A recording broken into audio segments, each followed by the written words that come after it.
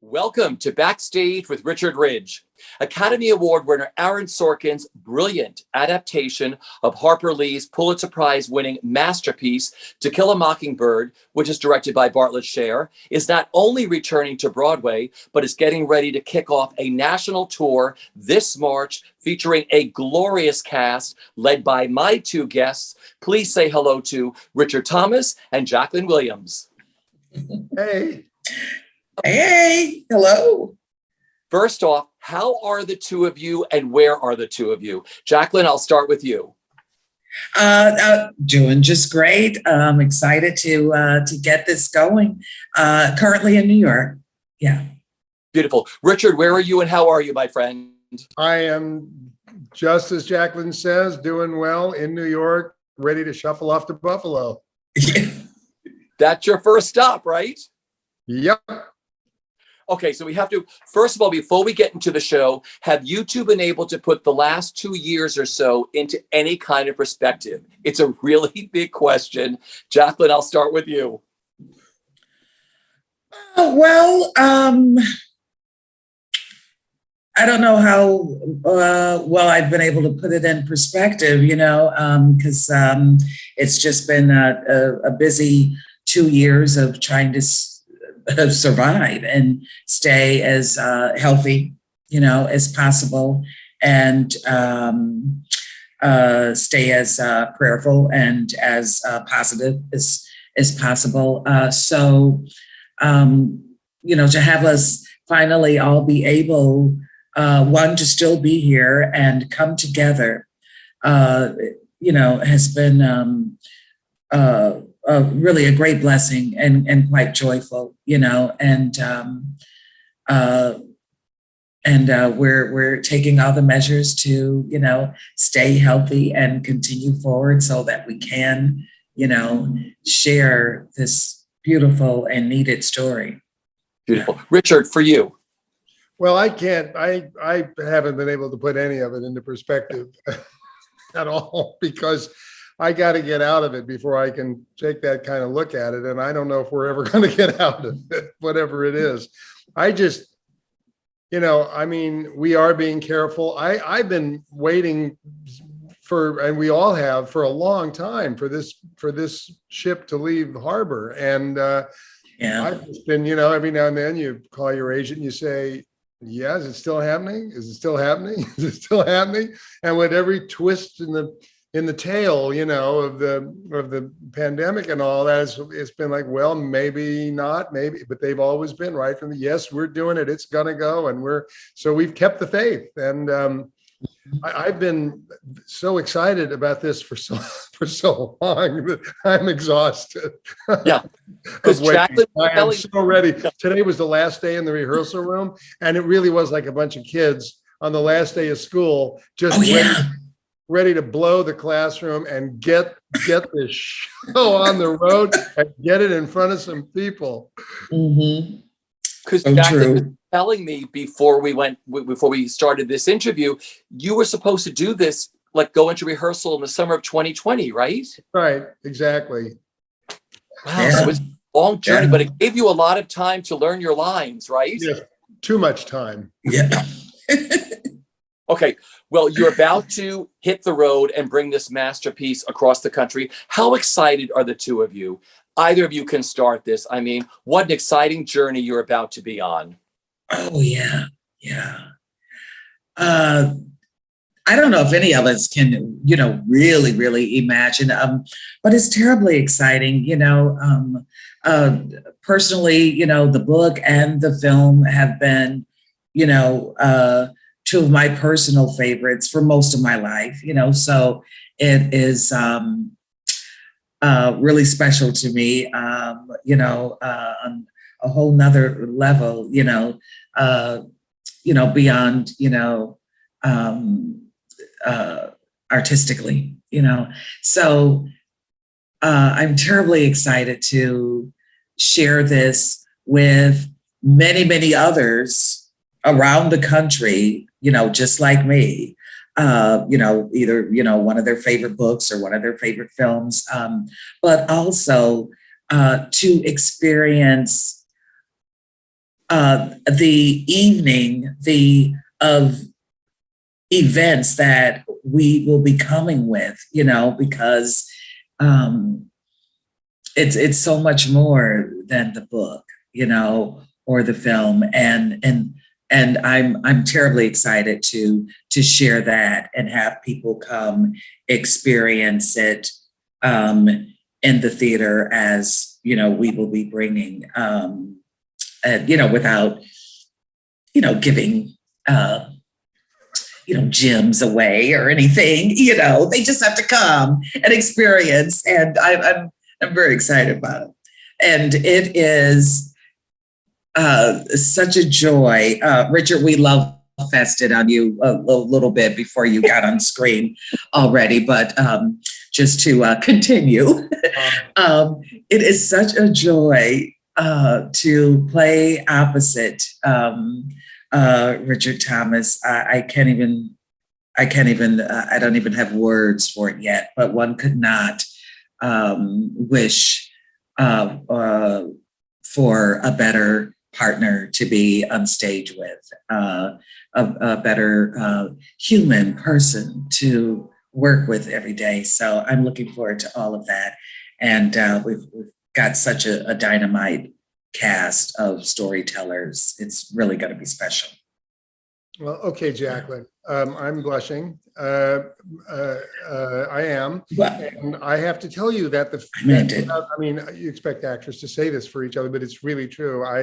From the very first moment of rehearsal, I knew that Calpurnia and Atticus were going to have a very profound relationship, and that there is an aspirational quality to their relationship for the country at large that I really think we're going to be able to embody, because you're just fabulous to be with as well. And you're an amazing scene partner, and I'm just going to be so great in this part. We have a wonderful company, and thank you. We have a wonderful company. It's a very deep bench.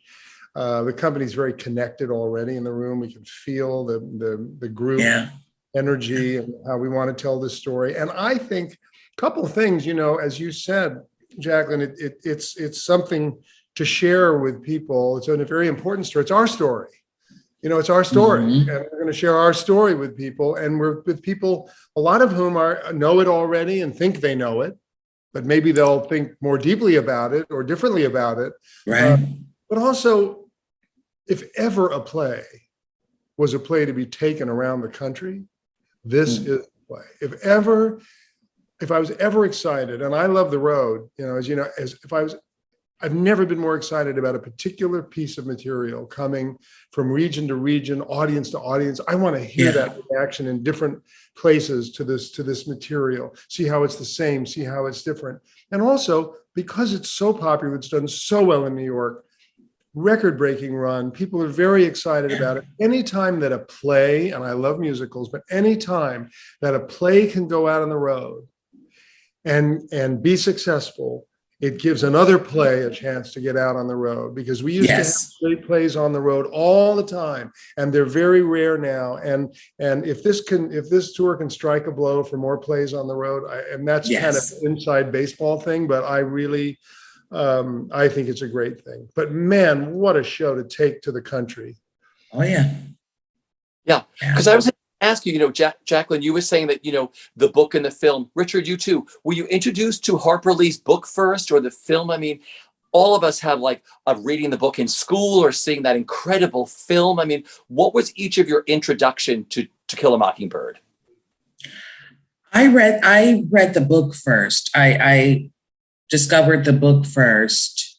And I can't remember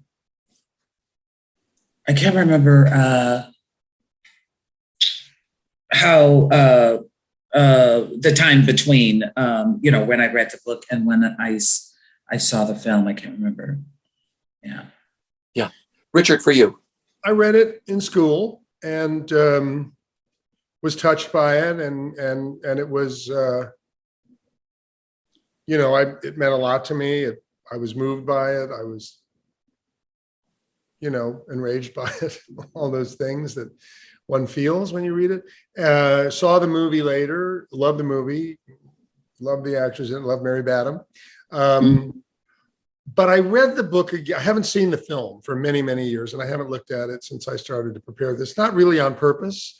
It just hasn't happened yet, and I probably will take a look at it at some point, But I reread the book to prepare, and it was a whole other experience reading it as I won't say mature, but I'll say older person. The depth of it, the being older, what it has to say about childhood and about how children learn about what the world really is, and how innocence falls away, and reality comes forward, and how young people have to come to terms with the distance between what they idealize and what the reality of life is. I was so the second time. So anybody who hasn't read that book since they were in school, read it again, because it might hit you in a very different way. Oh, yeah. Well, now I want to talk about living in the words of Aaron Sorkin and living in that world. What is that like? This is such a masterpiece. I mean, Jacqueline, when you first got the play, like when you read the new words and everything else, like what's it like living in the world of Aaron Sorkin in this play? Very, very present, very honest, and Aaron, he's so in tune and he writes so well. It wasn't at all the situation of stumbling or trying to get the rhythm of what's being said or the moment or anything. He writes so well that really all of that just falls right on in, and so that's a whole nother joy level of joy, to be working with that, that kind of gift, that kind of artistry. It's beautiful. Yeah, Jacqueline, I agree with you about I found, I don't know about you, but I found, and he writes a lot of words, Mr. Sorkin. He's not a minimalist, and more power to that. But I found it an easy text to learn, precisely because the rhythms, the cadence, it was almost like learning verse. The ear for the flow of the language, especially the Southern idiom that he writes in for the play, it just went in like milk, and I found it remarkably easy to learn. It's a big part, and everybody has a lot to do in the show, but you're in the hands of somebody who is really a language writer when the language goes into because we know as actors when the language sticks right in here somewhere, or it doesn't quite, we can't get our head around it.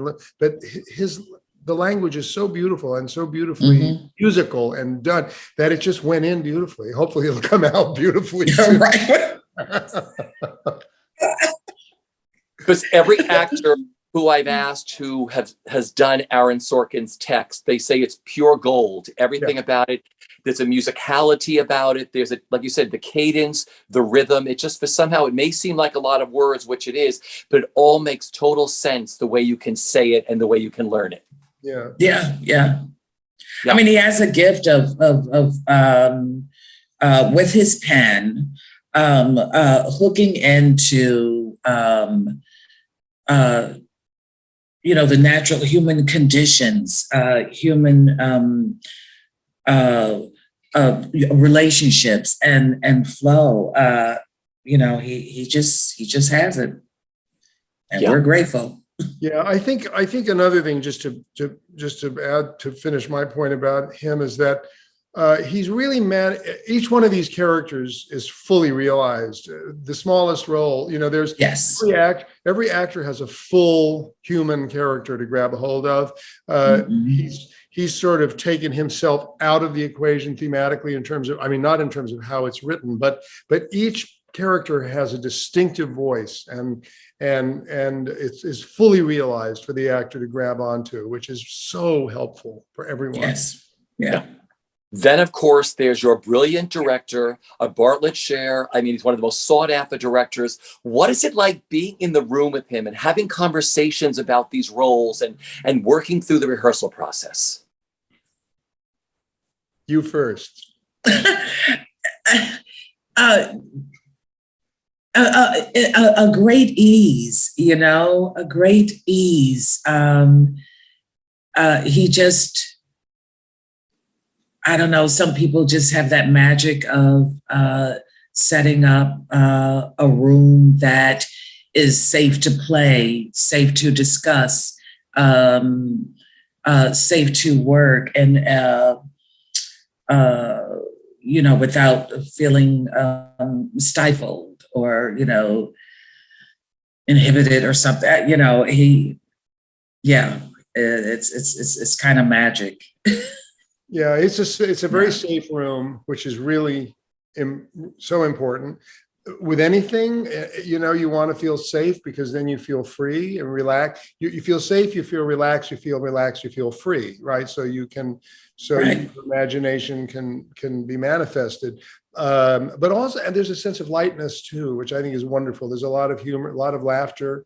And when you're doing a play which is a serious play about serious stuff and which has tragic aspects to it, the lightness in the room is really, really, really important, because the audience has to have a full experience of life in the play, and not just the darkness, but the lightness and the love and the humor, and you have to sometimes wear the heaviness lightly. And I think that Bart really is good at that. Also, he was really clear about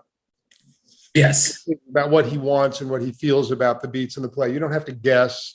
He's very clear, very specific, and that's also so helpful. I mean, he's a terrific craftsman, and sometimes as an actor, you just want to be told.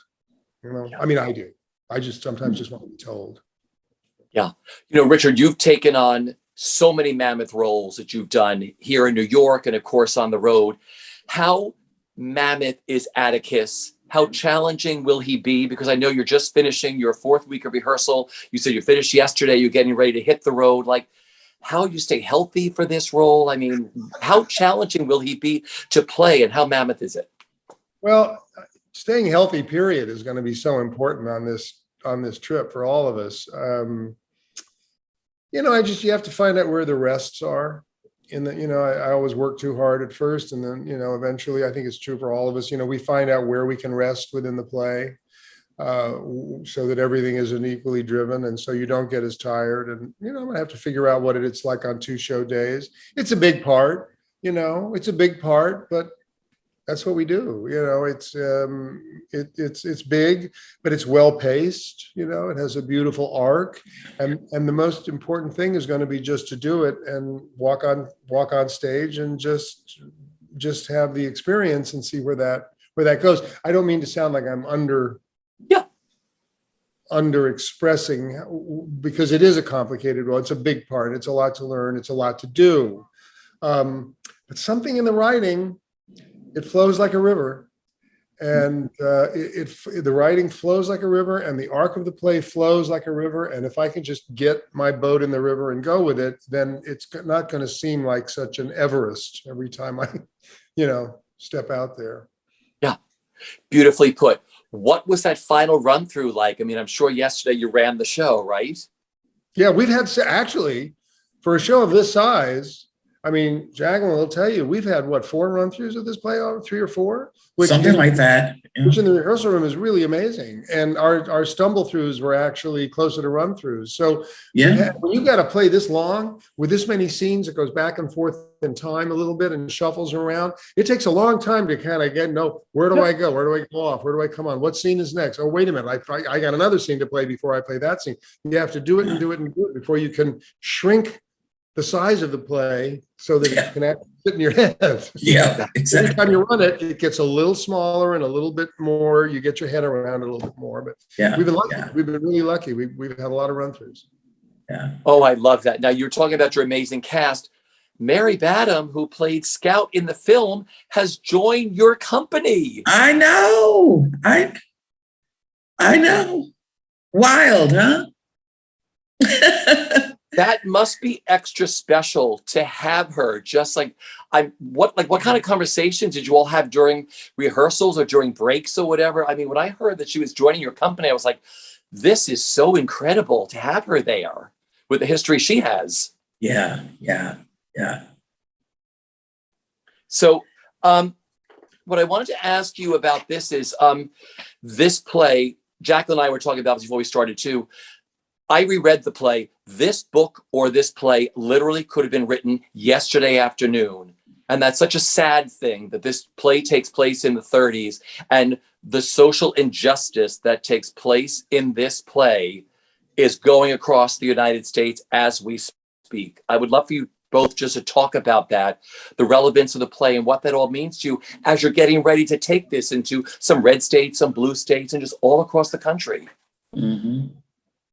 Anybody can take this to start. Mm-hmm. Yeah, we still need it. We still need it.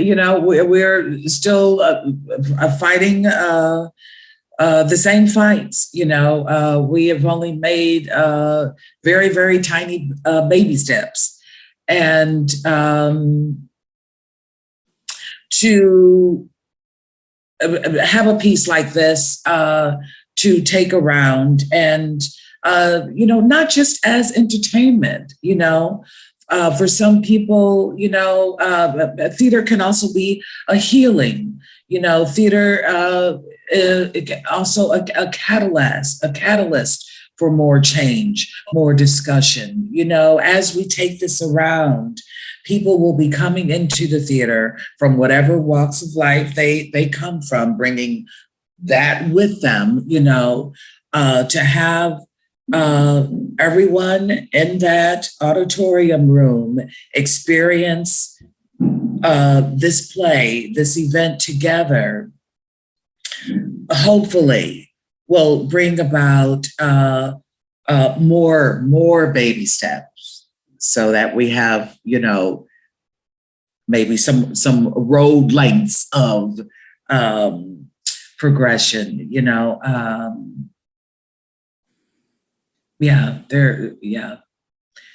Yes, it's our story. Still need it. As I said, it's our story, and it's the story of everybody to aspire and constantly realize that there's more to do in our lives as individuals, not just in terms of large themes, or just how we try to live our lives. It's always that, well, I thought I had it together, but you know what? I don't have it together. Now there's this I have to do, and there's this I have to learn. And it sounds exhausting, but it's just life. We look, and the play, I think, beautifully juxtaposes the reality of how unjust and unfair and in need of correction life can be, with our aspiration about who we actually strive to be and can be. Atticus has this great aspiration that the world should be a certain way. And it's very difficult for him to learn that it's just not. And yet the aspiration is important. Otherwise, we would never want to move forward. And this is true in our daily lives, as well as with the larger social issues. This is our story, this story. And, as a child of youth of the 60s, it was like, well, we handled some of this. We dealt with some of this. Like, no, as my 25-year-old son will always remind me, no, you didn't do it. You didn't do it. We still got to do it. It's not done, Dad. It's not done. Not done, Dad. And that's what Atticus's son keeps trying to tell me. You worked on it. You worked on it. You did. You colored in between the lines in a few places, but you have not finished this job. Yeah. And that's frustrating. Some people don't want to hear that, and the play, precisely because it takes place in the past, reminds us of where we are now, of how progress has been made and what progress has not been made. And this is our story. This is America's story, and then people can choose to turn away from it, but it's not going to go away. Yeah.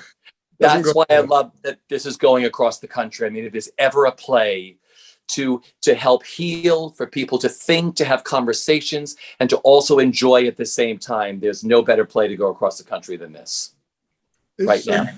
It's a play in some level, in some ways, to me, it's a play about community, because Atticus starts with this idea of our friends and neighbors and our community, and they're good people, and then understands that community has many different meanings, and it's about forming a new kind of community among the people who aspire to make the world better. And I'm hoping that when large numbers of people in some of these theaters come together, that each individual person will have a wonderful theater experience, but that there'll be a sense of the communal experience of this play, that we all share in this, that this is a story, this is our story for all of us in some way. And I really hope that communal feeling is present in the house. I'm pretty sure it will be. It was when I saw the show in New York. So. Yeah. I was going to ask you, I know you just came out of rehearsals. What do you love the most about these roles that you're playing? I mean, Calpurnia is such a beautiful role. Jacqueline, what do you love about her so far? I love the way she loves, the way she cares. I love and respect her honesty, and the goodness of her person, and the relationships that she has, not only with the family, but the community. We were talking about community. Yeah. And Yeah. Richard, for you with Atticus, I mean, he's such a wonderfully complex role. What do you love the most about him at this moment? Well, I love his, this is going to sound weird. I love his sense of humor. Mm-hmm. I love how he tries to raise his children. And I love that he's trying to figure out how to be a stern father and a compassionate one at the same time. His righteousness, which is always potentially a problem, is leavened, I think, by the fact that it's his essential love of people and his basic humility in the face of things that keeps his righteousness from being overbearing or even intolerable. I think that he's got a lot of humility as a person, and is willing to listen to everybody who talks to him. And the ability to listen right now is really important, and his ability to hear other people and to try to give them the benefit of the doubt.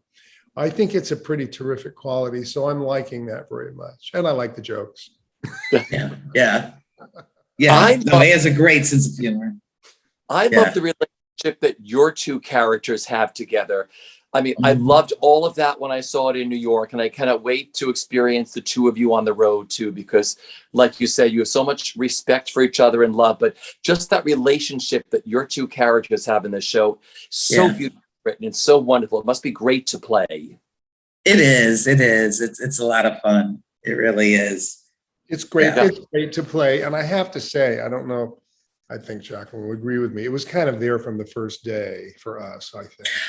I think so too. Yeah. First day. Yeah. And the text really helps. It really, how the lines are interwoven between the characters, how they speak to and with each other. It helps facilitate that connection. Yeah. But we have a really good connection. And in many ways that, as Bart likes to say, it is the relationship that is at the center of the play. Because in that relationship is the hope for the future in many ways. Yeah. Well, like I said, I could talk to you two forever. I know you're getting ready to hit the road. I appreciate this. I want to tell our audience once again, Richard Thomas, and Jacqueline Williams are part of the stellar cast that will take Aaron Sorkin's brilliant adaptation of Harper Lee's Pulitzer Prize-winning masterpiece, To Kill a Mockingbird, which is under the direction of Bartlett Sher, across the country beginning this March. To find a city near you, just go to tokillamockingbird.broadway.com and press on the U.S. Tour tab to find a city near you. Richard and Jacqueline, thank you so much for dropping by to chat with me today at Broadway World. Absolutely. So much. It's Thank always you. great to see you. Take care.